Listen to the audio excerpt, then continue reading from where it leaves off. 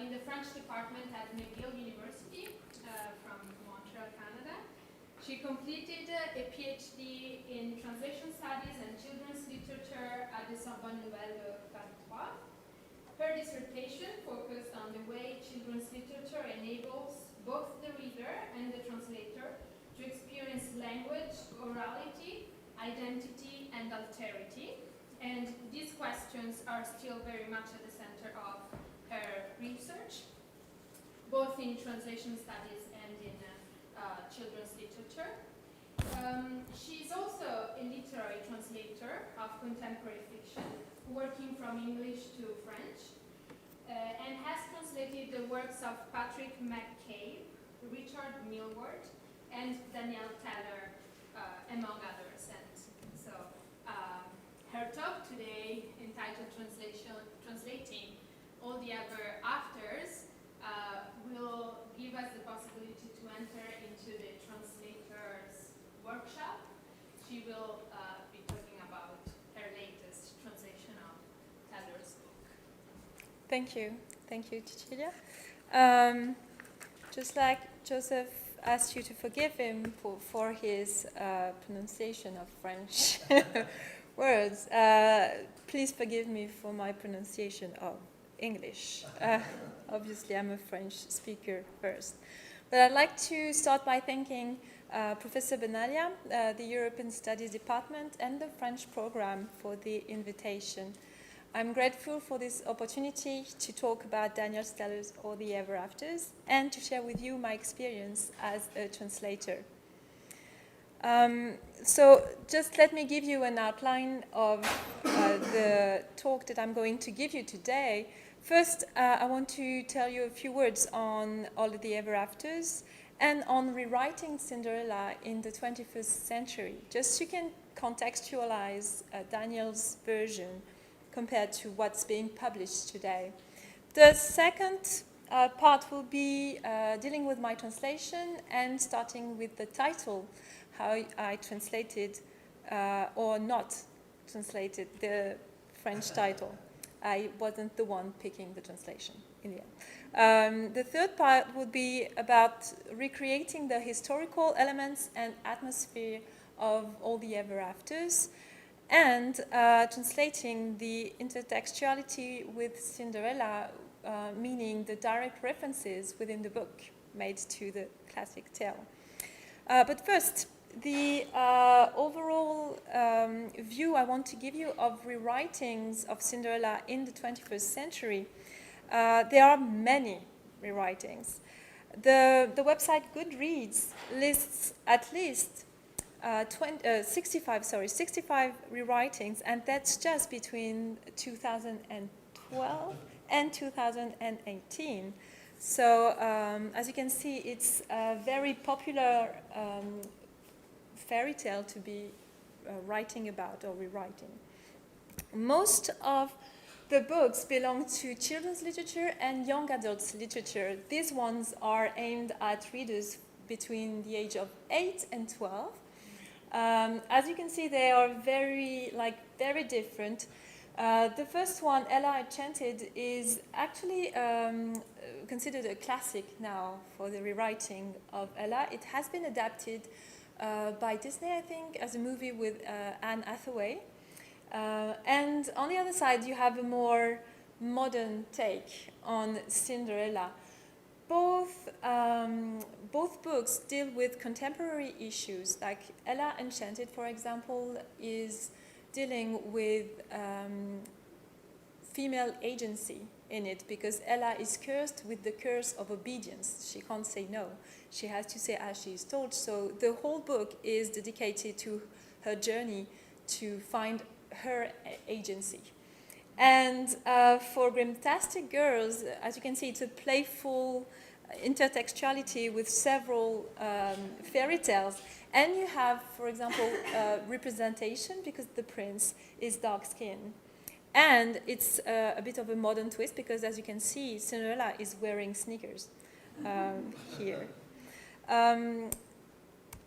You have mainly the rewritings taking place in young adult literature. You have rewritings that are set in the past. Just Ella, for example, deals with contemporary issues, but in past setting. It takes place at the end of the fairy tale because Ella has moved into the castle. She's about to marry the prince, but she realizes that actually she doesn't want to be part of the royal court. This is too much, the rules are too archaic for her, and she decides to break free from them. So you have rewritings that are set in the past. They usually take the form of the 17th century past with the beautiful dresses and everything. But you also have versions that are, breaking free from the past. Geekerella on the right is set in the present, and Cinderella is a geek. She's a sci-fi enthusiast. And the version of the ball here is a cosplay ball at a convention. And she meets her prince through text messages. And it's actually quite good. I would recommend it. Cinder, on the left, is a bestseller as well, and it's set in a futuristic world. Here it's even a post-apocalyptic world. Cinderella is a cyborg in this one. And it takes place in New Beijing. So it's interesting that it brings back Cinderella to China, as one of the earliest versions of Cinderella was a Chinese version in the 9th century. So this is a callback to this, this version of Cinderella. Some of the books that I found are very loosely based on Cinderella. As you will see, this one on the left is supposedly Cinderella in the surf, but when you actually read the book, you don't really see a lot of references to the classic tale. Yes, she uses the flip-flop. And Ninjarella is actually, it's loosely based, but it has more of the themes of the classic fairy tale. And it's actually a graphic novel, and it's quite funny as well. But as you can see, they are bringing Cinderella to a whole other setting and a whole other stories. So you can also find rewritings in popular literature, something that's not like children's literature, and usually it falls under the category of romance, and sometimes roman noir.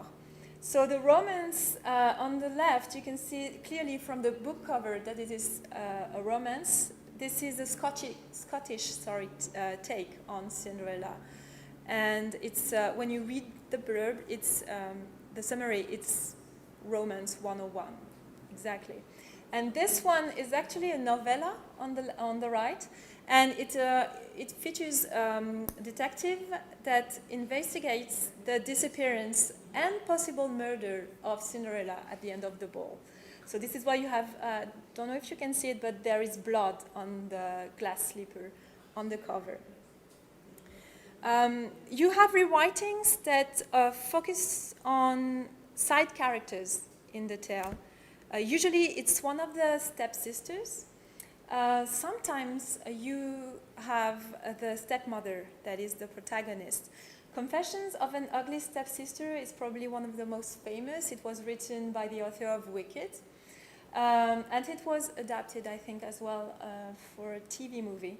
Damsel Distressed is focusing on one of the stepsisters, and she's being a bit bullied by Cinderella, in a way. And Cinder and Madness, this is a narration by the stepmother, and she's trying to rescue Cinderella because Cinderella used dark magic to be able to attend the ball and to marry the prince. And obviously you shouldn't mess with dark magic. So part of the rewritings that I showed you are self-published or belong to, have been published by independent publishers, while parts of them have been published by mainstream publishers. So it's a mixed bag as well. So all this to bring you some context for Daniel Taylor's version of Cinderella. Daniel's version falls under the general literature category. It is set in early modern England, around the 17th century, and this is an autobiography of Lady Agnes, who is Cinderella's stepmother. So in Daniel's version, she gets a name in it. It takes the form of a diary, which alternates between Agnes' present life at the royal court after Cinderella's wedding and Agnes's past. She recounts her life, and she starts at the age of 11 when she is forced to leave her family and find her first job as a laundry girl in the manor because her family is too poor to keep her. She then goes on to tell us her journey, and we learn how she managed to become first a well-learned woman, how she ended up having 2 daughters, and how she ended up marrying into nobility and becoming Cinderella's stepmother. So, if I had to sum up Daniel's version, I would say it's a feminist take on the classic tale, and it studies the relations between social classes as well. So very contemporary issues explored in a past setting. So let me turn to my translation, and let's start with the title because this is what's going to sell the book. Usually translators are asked to come up with possible options, and the final word is up to the publisher and the marketing team, obviously. So if we go back to the original title, there's a word play on all the ever afters, and they lived happily ever after. This is the traditional ending in English. It's different in French version. In French version, they will end with « Ils se marièrent et eurent beaucoup d'enfants ». They got married and had a lot of children. Or « Ils se marièrent, vécurent heureux et eurent beaucoup d'enfants ». For French people, it's very important, in order to be happy, to have children in this way. So it was impossible to reproduce the original wordplay. So this is why I came up with something else. In the book, the original Cinderella is Agnes. It's not like the classic Cinderella. She's the first one to be nicknamed Cinderella when she's working as a laundry girl because she's using ashes to clean the clothes and the sheets of the manor. So I came up with the other Cinderella, l'autre Cendrillon, who is telling us her story, or the forgotten Cinderella, la Cendrillon oubliée. These were my options. The publisher went for something different. Cendrillon et moi, la belle-mère parle enfin, which means Cinderella and me. The stepmother finally gives her version or spills the beans. Let's say that. I will maybe tell more about it during the discussion. But as you can see, they used the same cover as the original here. If we dive now into the text, I think one of the main elements I had to convey in French was the historical elements and the atmosphere of this version of Cinderella. And I started thinking about it as soon as I read the book, like the first time I read the book. And this is what happens usually with translators, is you start reading the book and you're intent on just reading, but then you're thinking, oh, how will I translate this word, this sentence, this character, this atmosphere? And this is something that has been studied by theoreticians, such as Antoine Berman, who says, la lecture du traducteur est déjà une pré-traduction, une lecture effectuée dans l'horizon de la traduction.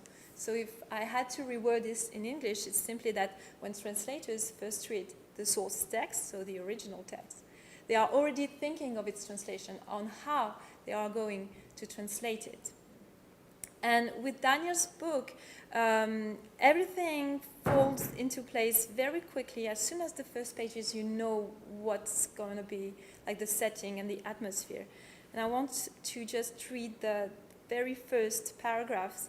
And I highlighted what, for me, were elements that would help me bring like the dated, historic atmosphere of the book. So, suppers at the royal court have become entirely too oppressive. It isn't just that they are interminable or that we must adhere to the newest fashions, the face powder, or hair tortured into great bejeweled ram horns, the silks with sleeves so tight that it's impossible to raise one spoon to one's carefully tinctured lips. No, the worst is the gossip, the sinister buzz of wasps ready to slip their poisonous stingers into whatever tender flesh lies exposed. This evening I was ordered to sit next to the Earl of Brighton, a pompous half-wit who has rarely been to court. He presides over some god-forsaken swamp in the north, and he seems to believe that his family's long history of loyalty to the crown gives him the right to opine on the behaviors of the royal family.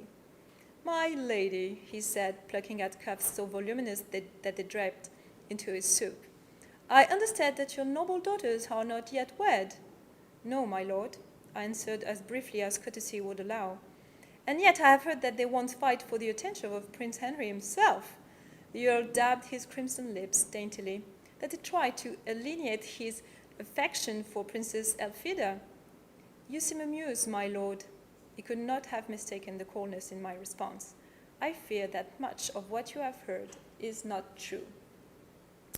So to help me bring to life this somewhat dated historical setting and period, the fact that we're dealing with the upper class and with a very witty and elegant first-person narration, I read books during the process of translation, and the most influentials were Charles Perrault's version of Cinderella and Les Liaisons Dangereuses of Laclos, Dangerous Liaison, mostly because it has a very witty prose and way of thinking of the relations, the power dynamics between the nobility. So translators, I think, should read books that are written in, for example, in my case, in French, that are related to the book that they are translating in order to help them write them in French. So this is something that helped me with register, and I highlighted the passages that I wanted to focus on with you. So, once vied for the attention himself, you seem amused, that much of what you have heard is not true, and my lord, I cannot credit such a tale. Let me just first show you my translation, and then we'll see different options for the register. Et pourtant, d'après ce qu'on m'a rapporté, il fut un temps où elles se seraient disputées les faveurs du prince Henri en personne. Elles auraient ainsi tenté de le détourner de la princesse Elfrida. L'idée semble vous divertir, comte. Je crains que pour l'essentiel, tout ce que vous avez entendu ne soit que pure invention. And then, last sentence, comte, je ne peux donner crédit à de telles affabulations.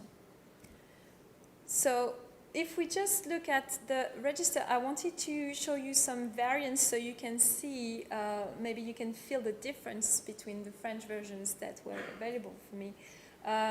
For once, I could have translated in a more standard register à une époque, but I wanted to, really go for the formal option, so I picked Il fut un temps. For vied for the attention, the colloquial form would have been Elles auraient dragué, to hit on somebody, obviously wasn't going to work. Elles auraient voulu séduire, which is more neutral, like standard, but I went for se seraient disputées les faveurs. For a more standard version of himself, for Prince Henry himself, you can delete it. You don't have to keep it, but if you do keep it, it's an interesting way, a more formal way of emphasize the Prince Henry himself. For try to, essayer de is very standard. Tenter de is just a bit more formal. Not that much, but it was a way for me to add some formality. You seem amused. A colloquial way of saying it would have been ça a l'air de te faire marrer. You seem to be having a blast, and I used the tu version instead of vous. Standard would be cela semble vous amuser, very neutral. And then l'idée semble vous divertir. Diverti adds to the formal register. Much of, en gros, colloquial. Une grande partie, standard. Pour l'essentiel, much more elegant. And the last example would be lies. Bobard would be for colloquial.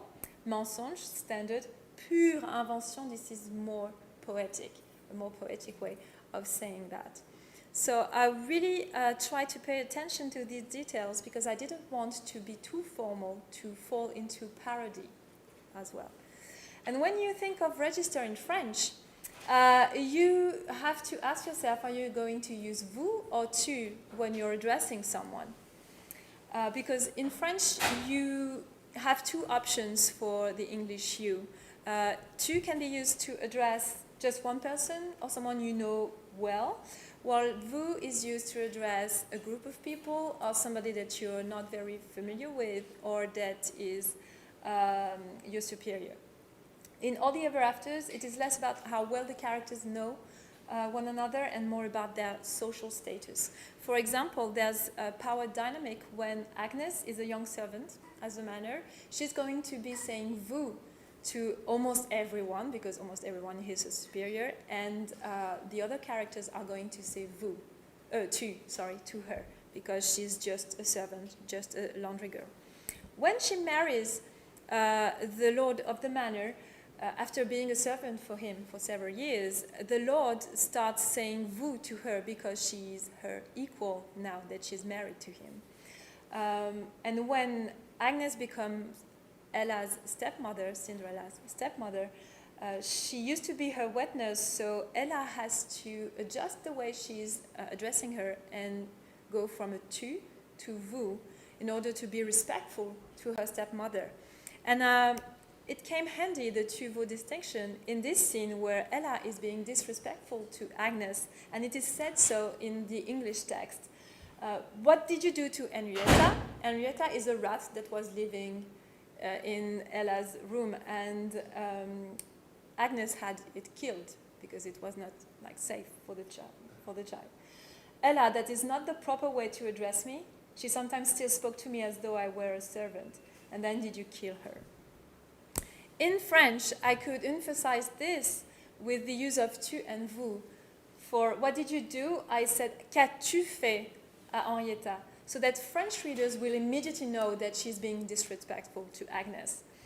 And then, once Agnes tells her, don't talk to me that way, you're being disrespectful, Ella switched back to vous. Est-ce que vous l'avez tué? And the last example with tu and vous is concerned with the upper class and the nobility. Usually they say vous to one another. Between husband and wife, they're going to use vous. Parents and children, they're going to use vous. But between siblings, they're going to use tu.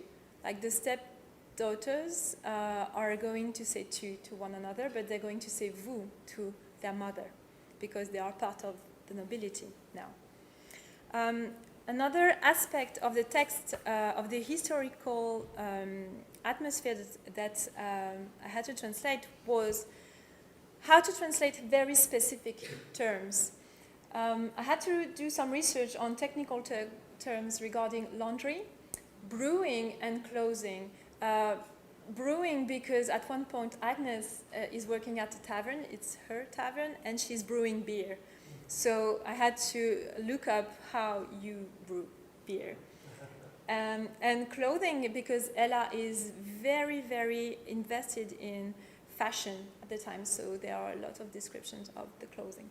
So how did I find solutions? So I used specialized dictionaries. I Googled and compared images for shoes and clothing, both for the French version and the English version, just to see if they were matching. I visited some French websites that were dedicated to life in the late 16th and 17th centuries in Europe, and I looked up online guides to brewing. Just a quick overview of some of the websites that I used. Thank God for the internet. I don't know how the translators used to work with that. The other tools that I used are usually used by translators. You have dictionaries, both unilingual and bilingual. Encyclopedias. For me, I mostly use Britannica Universalis, which is the French equivalent. And Wikipedia. It's very, very practical when you're trying to find the official translation of a historical event. For example, you just have to switch to the other language. And I use a software that is Antidote, which helps me with spelling errors and with finding synonyms as well. So I'm coming to like the last part of my presentation, and it's how to translate the direct references to Cinderella in Daniel Teller's book. You know very early on that it's going to be a rewriting of Cinderella because it is stated at the end of the first chapter. Agnes tells us, "As for fables about good and evil and songs about glass slippers, I shall leave those to the minstrels. They can invent their own tales about Cinderella." And this is the end of the chapter. So you know it's going to be Cinderella. But you have references within the text that hint at the classic tale. For example, here, when the Earl is still in conversation with Agnes, he says, "Oh, well, it is an incredible tale. The beautiful downtrodden maiden who ascends to the royal palace, the jealous stepsisters, the glass slipper that would not fit." So I needed to be sure that I was using the correct term in French, like the one used by Perrault, for example. And it was mostly the glass slipper translation that I had to pay attention to. The official version, like the one from Perrault, is la pantoufle de verre. It's not la chaussure de verre, not the shoe. So I paid extra attention to that. Another famous expression when you study Cinderella is the ugly stepsisters. And it is mentioned by Agnes at one point, and she's very, very sad to know that her daughters are being deemed ugly. And she underlines that it's not only that they're ugly from the outside, they are considered ugly from the inside by the people calling them this way. So for this, I had several options, and I went back to Perrault's version, where he never says that the stepsisters are ugly. It only says that Cinderella's clothing are ugly, and at one point, one of the stepsisters calls her an ugly Cusandron. So it never applies to the stepsisters. I could use either méchant habit, which would mean ugly, or vilain habit. I went for vilain, vilaine demi-sœur, because vilain was the only option that would convey both the moral criticism and the ugly aspect, like they are not beautiful. Méchant would only mean that they are mean persons. And as a last example, I wanted to turn to the last sentence of the book. I'm not going to give too much away, just know that this is the last sentence.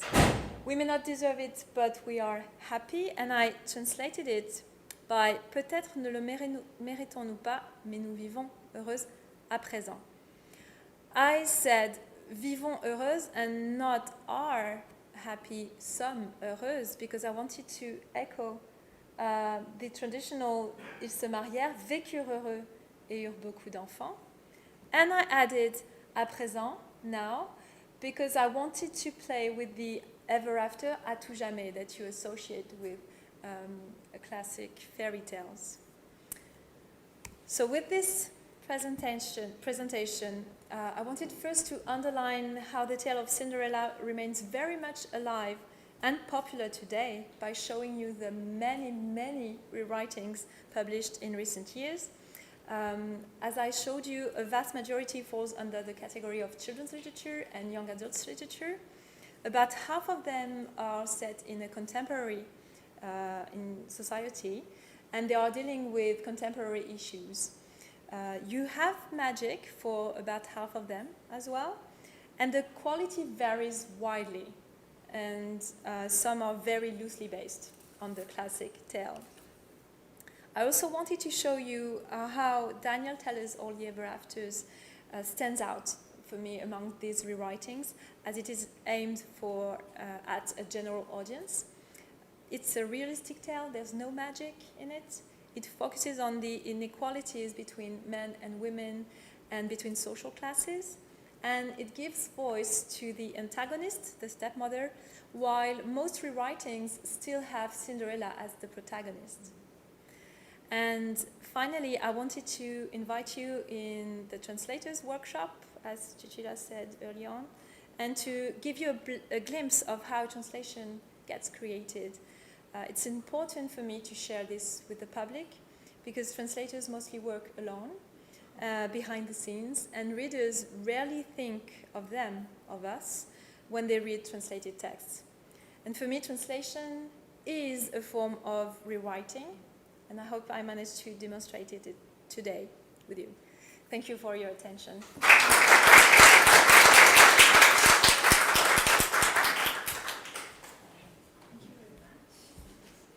Are there questions? I have to ask the classic question. Is it a fur slipper and not a glass slipper in the whole? No, It's a glass. it's a glass, yes, but there was this misconception that because people wanted to make sense of the slipper and said it's impossible to put on a glass slipper, you're going to cut yourself. And so people tried to think of alternatives, and a good explanation would be that there was a spelling error and it was actually a fur slipper. But no, he really wanted it to be a glass slipper. Yeah, people bent over backwards. At least it's a printing error that something Yes. was never corrected for in this. Mm-mm. But now that, it's pretty clear that he intended it to be a glass slipper and it was important to him. But that is his innovation. I mean, this is the version with the glass slipper. Others have gold slippers. Yes, But yes. it also makes more sense that only one person, only Cinderella could fit into a glass. Like if you have a fur slipper, it's basically the same size, anyone could fit into it. But the magic, the glass slipper, Mhm. only the 1 foot could fit. And it's not as pretty. Glass slipper is better than the first slipper. She wasn't wearing Uggs. Exactly, exactly. That could be an interesting new rewriting, like modern rewriting, like the Uggs of the princess. Yeah. Talk a little bit about how you got into translating works. Yes. Do you mean in general or this book in particular? In general, yeah. Well, I studied English in French. I was an English major, and I knew I liked writing, but I didn't know, I didn't have a story to tell. So I turned to stories written by other people, and I got the chance to translate my first book because one of my friends created a publishing house, and so I did a translation test. This is usually what happens when you start working with a publisher. You translate about 10 to 15 pages, and then they tell you if you've passed or failed. And sometimes I failed some of the tests. So yeah, this is how I came to work in translation. And I was as well studying translation during my master's degree and my PhD, which was in translation studies. Well, the question I have is, so you showed how detailed the thinking about the language has to be in your French version. I was wondering how much, and in a way, it seems to mirror the detailed work that the author does on language in the original. So I was wondering, it's a general question, but also linked to this translation you made in particular. How much the characteristics of the original then kind of influence your choices in the translation? what I had in mind is we have a very realistic book, so you want to respect that, but what would have been your attitude toward language or all these details if this book was a crazy rewriting of, Cinderella? I mean, Cinderella in the surf, Yeah, for example. instance. Yes. Yeah. Would this, I don't know, change a bit your perspective?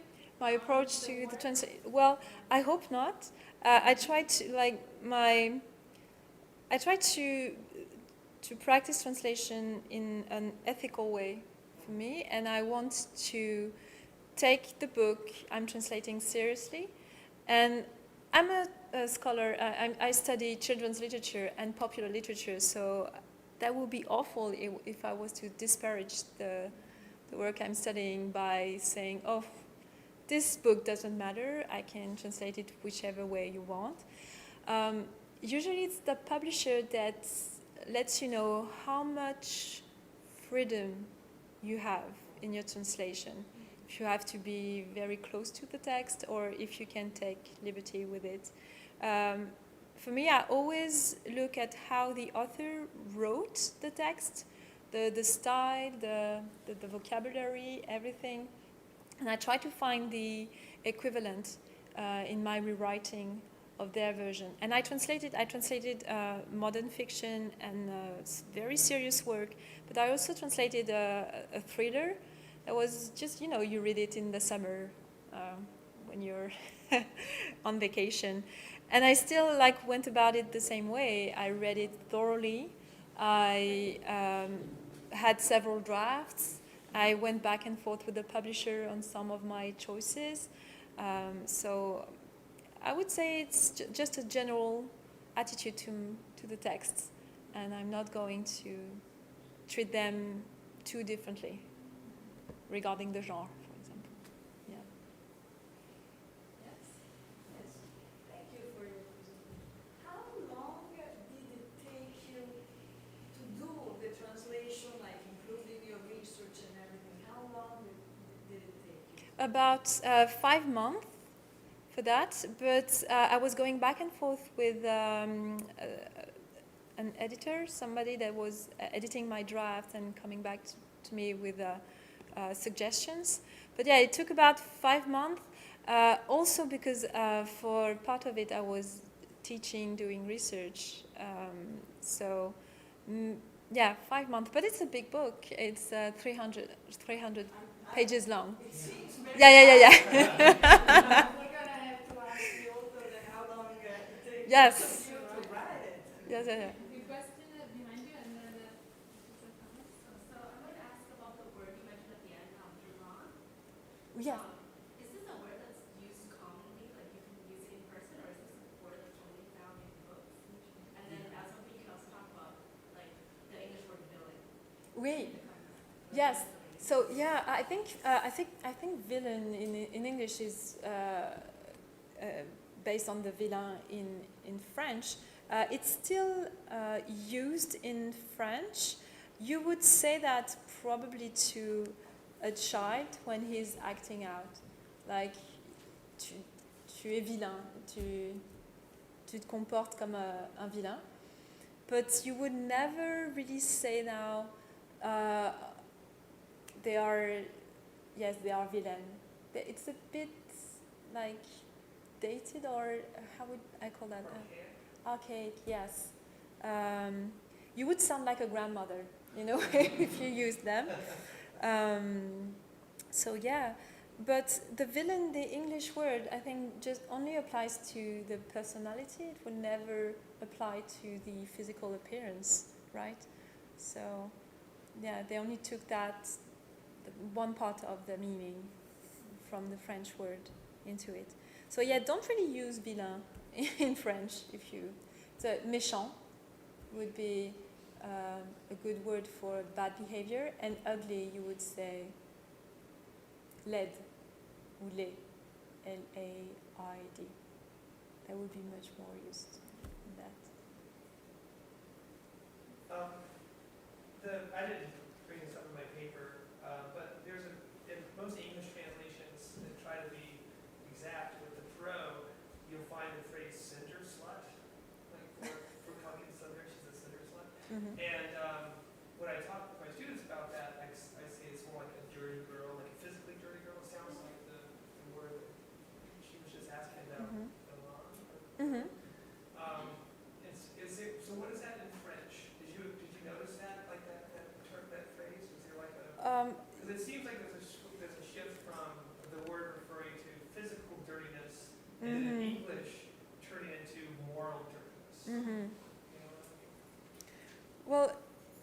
from from Perrault's version, I remember when I read it the first time, I was shocked to find that they had another way of calling her. Like they didn't say Cendrillon, they said Cendrillon, which is, I think it was in this slide. Yes, you have Cendrillon here, and in Perrault's version, there's one of the stepsisters that's actually nicer to Cinderella, and this is something that comes up in recent rewritings as well. There's always one of the ugly stepsisters that's nice to Cinderella, and Cendrillon is the nice nickname.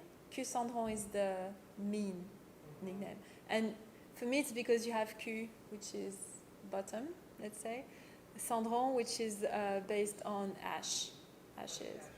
Yes, ash girl, ash bottom. That would be ash bottom, ash ass. Yes. But yeah, the way it's translated here is it was far from this habit. It was from this habit that she came to be commonly known as Cinder Slut, which is, and I see it often in translations. So I don't know if that's ash bottom has anything to do with that. For me, it's like it's shocking.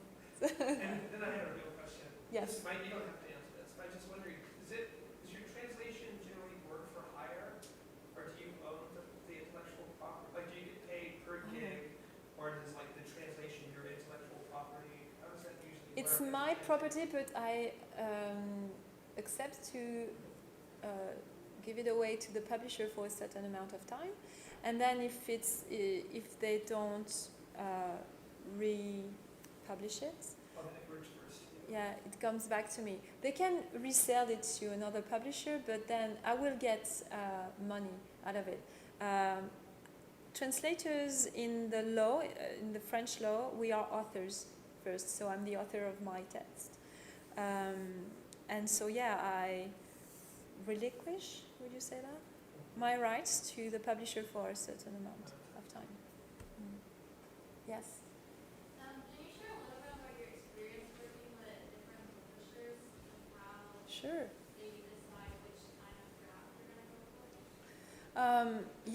for? Usually I work with independent publishers, so they're very small houses, and you are in direct contact with the people in charge. And I've always had lovely experiences with these small houses. The first time I worked for a bigger publishing house, it felt a bit dehumanizing in a way, but still I had one of the publishers, like she was the head of the collection. There was a good, we had a good rapport when we discussed my choices.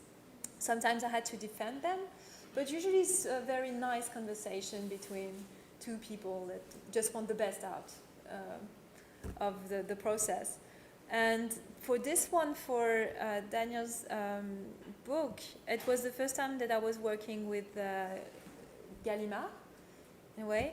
And once again, it really depends on the person you have in front of you. And I got along really well with the publisher. We became friends in Facebook, and this is now a friendship because of that.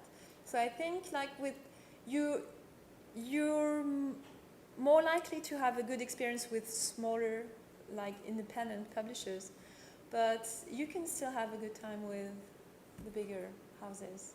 Yeah. Just out of curiosity, are there students that study translation in here? Are you one? Okay. Well, thank you for coming then.